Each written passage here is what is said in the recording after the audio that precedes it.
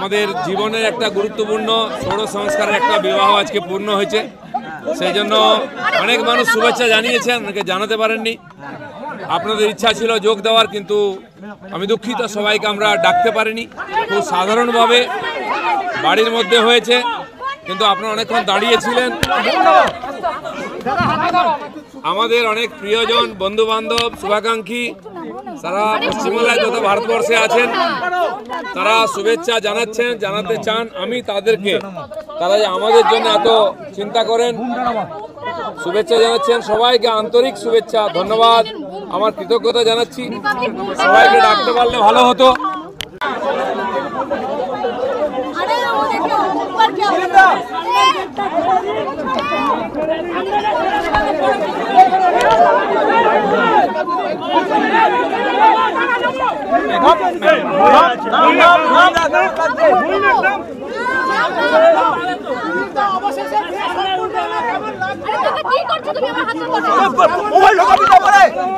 Mobile ঢোকাবি,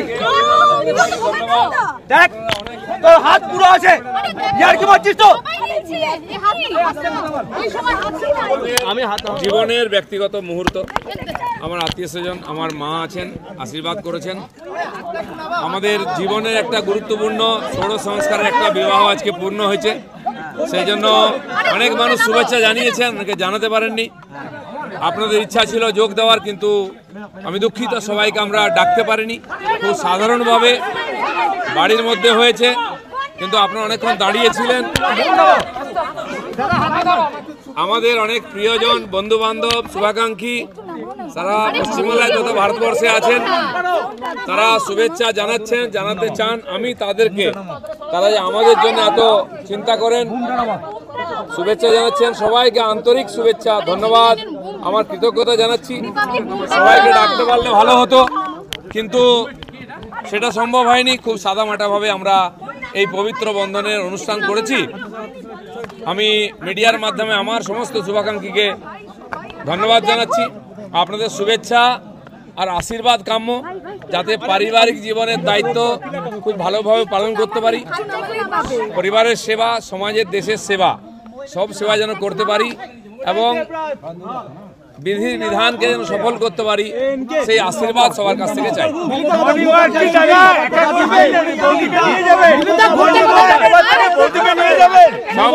দেখুন, বহু লোক শুভেচ্ছা জানিয়েছেন, কেউ এসেছেন, বেশিরভাগ সোশ্যাল মিডিয়ার মাধ্যমে জানিয়েছেন। আমি সবাইকে আমার তরফ থেকে কৃতজ্ঞতা জানাচ্ছি। মমতা ব্যানার্জি মুখ্যমন্ত্রী, তিনিও জানিয়েছেন শুভেচ্ছা। আমি সবাইকে কৃতজ্ঞতা জানাচ্ছি। কালকেই খড়গপুর যাবো।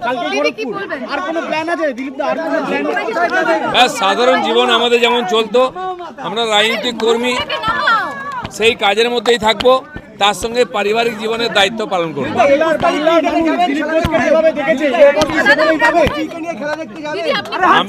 আমি যাতে আমার রাজনৈতিক গতিবিধি ঠিক রাখতে পারি, রাজনৈতিক দায়িত্ব পালন করতে পারি, তার সঙ্গে মায়ের দায়িত্ব পালন করতে পারি, সেই জন্য বিবাহ বন্ধনে আবদ্ধ হয়েছি।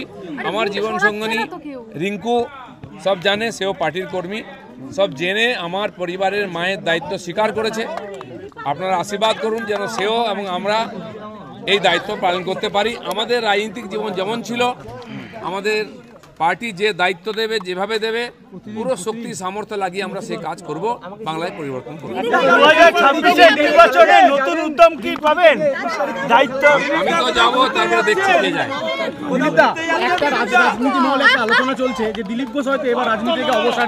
অনেকবার বলা হয়েছে, ওই চিন্তা করার দরকার নেই। আপাতত যেটা হয়েছে সেটার জন্য সবার শুভেচ্ছা চাই। ধন্যবাদ সবাইকে। আমি 40-42 বছর ধরে ঘুরছি, ঘোরাটা আমার কাছে নেশার মতো।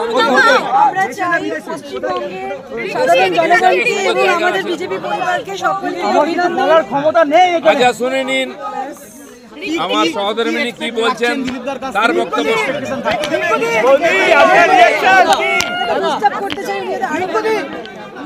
জোরে বলো, জোরে বলো। বলছি রাজনীতিতে সহধর্মিনীর একটা বড় ভূমিকা থাকে দিদি, রাজনীতিতে সহধর্মিনীর একটা বড় ভূমিকা থাকে, ইন্সপিরেশনের ভূমিকা থাকবে। আপনি কি দিলীপ ঘোষকে একইভাবে ইন্সপায়ার করবেন রাজনীতির ময়দানে আবার? অবভিয়াসলি তার জন্যই তো ওনাকে কোথাও ঘুরতে যাওয়ার প্ল্যান ইচ্ছে প্রকাশ করেছেন? সামনের বিধানসভায় রিপাবলিকের বুটটা একটু নামাও। সেটা আমাদের পার্টির ওপর নেতৃত্ব সিদ্ধান্ত নেবে। সেটা আমাদের পার্টি যেভাবে ওনাকে দেখতে চান উনি সেভাবেই পার্টিকে সফলভাবে নিজেকে প্রুভ করতে পারবেন, এটুকু আমি অ্যাসিওর করতে পারি। Thank you, thank you. দেখুন, আপনারা সকাল থেকে দাঁড়িয়ে আছেন, খুব কষ্ট করেছেন। আমি চাই আপনারা ফিরে যান নিজের কাজে। সবাই এসেছেন, সবাইকে আমার তরফ থেকে ধন্যবাদ। আগামী দিনে আবার দেখা হবে, কাল সকালে দেখা হবে।